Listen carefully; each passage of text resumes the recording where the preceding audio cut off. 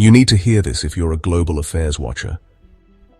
What if I told you that Europe's most powerful political and economic union is quietly recalibrating its diplomacy, not toward familiar capitals, not toward Middle Eastern power corridors, but toward a breakaway republic most of the world refuses to recognize?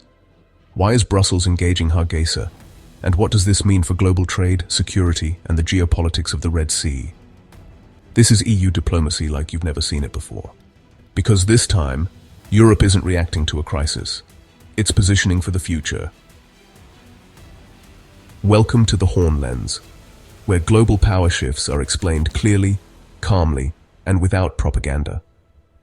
If you want serious geopolitical analysis on Somaliland, the Horn of Africa, the Red Sea, and emerging global alignments, subscribe, because stories like this will define the decade ahead.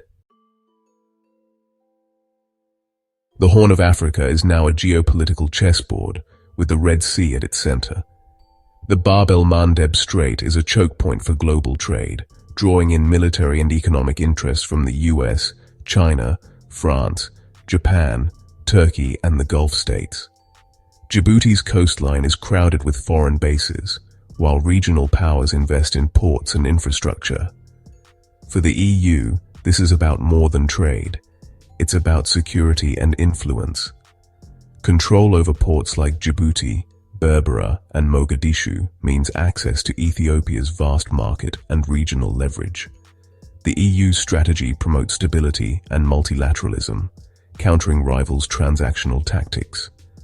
Development aid and trade policies are tools to foster good governance and long-term partnerships. In this crowded field, the EU seeks stable, like-minded partners.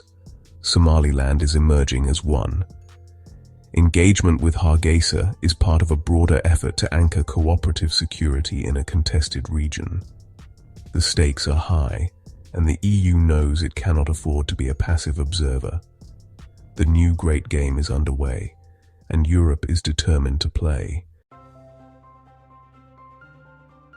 Somaliland, since 1991, has built a functioning state, government, military, currency, and regular elections.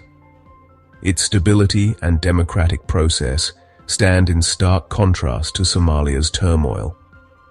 Achieved with little outside help, Somaliland's institutions inspire rare public trust. For Europe, this is a bulwark against extremism and migration. Yet Somaliland remains unrecognized, denied access to international institutions. The paradox, a democratic state that officially doesn't exist. The EU's dilemma is clear. Policy lags behind reality. Brussels is slowly pivoting, recognizing that facts on the ground matter more than diplomatic fictions. The EU's dual-track policy means official support for Somalia's government, but pragmatic engagement with Somaliland. Aid and development projects bypass Mogadishu, working directly with local authorities in the north. This approach delivers results where the central government cannot. Brussels carefully avoids formal recognition, using diplomatic ambiguity to maintain balance. A dedicated EU office in Hargeisa coordinates projects and builds trust. These ties fall short of full relations, but are deepening steadily. The dual-track policy, once a stopgap, is now a long-term strategy. The EU is managing a complex reality, building influence while respecting regional sensitivities. Constructive ambiguity is Europe's tool for progress in Somaliland. At the heart of EU interest is Berbera Port, a strategic asset on the Gulf of Aden. Once a historic trade hub, Berbera is now a modern gateway, offering an alternative to Djibouti. Ethiopia, landlocked and growing, needs new trade routes. Berbera is the answer. The Berbera Corridor, backed by DP World and Ethiopia, is transforming regional logistics. The UK and EU see this as a corridor of stability and prosperity. A thriving Berbera links Somaliland and Ethiopia, reducing regional vulnerabilities. For Europe, supporting this infrastructure means jobs, growth, and a stake in peace.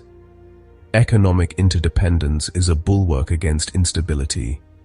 Berbera is more than a port. It's a linchpin for Europe's long-term goals in the Horn. The EU's bet development as the foundation for security. The EU's approach to Somaliland is incremental, building ties project by project, not through grand declarations. Humanitarian aid led to development, then to support for elections and governance. Each step deepens engagement and lends legitimacy to Somaliland's institutions. The more Somaliland proves itself, the harder it is for Europe to ignore. This slow dance is shifting the political calculus, making de facto recognition a real possibility. Full recognition may be distant, but practical cooperation is growing. The EU's investments give it a stake in Somaliland's success.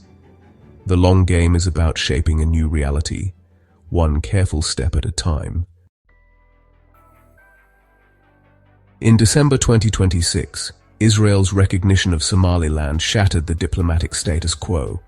For Somaliland, it was a breakthrough. For Europe, a new strategic puzzle. Brussels responded with caution, reaffirming the One Somalia policy but watching closely. Israel's move gives cover to EU voices favoring deeper engagement with Hargeisa. Some member states may now push for closer ties, even if formal recognition remains off the table. The region's great power competition has intensified, with Israel seeking allies and countering Iran. The EU must adapt, balancing principles with new realities. Somaliland's status is no longer hypothetical. It's a live issue. Europe's careful wooing must now account for a bold new suitor. The diplomatic game has entered a new phase. The EU's quiet shift towards Somaliland reflects a deeper change in Red Sea geopolitics. Old certainties are gone. Competition for influence is fierce.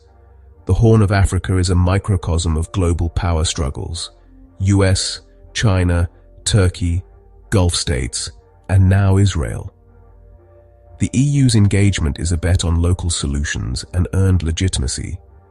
Somaliland's stability challenges assumptions about statehood and recognition. The Bab el-Mandeb's security is a global concern, making EU involvement vital. The partnership with Somaliland is about more than aid. It's about shaping the region's future. The slow dance may lead to formal ties, but the direction is set. Standing still is not an option for Brussels. Today's quiet diplomacy is redrawing tomorrow's strategic map. If you want geopolitics explained without noise and without hype, subscribe to Horn Lens. The world is shifting. You should understand why.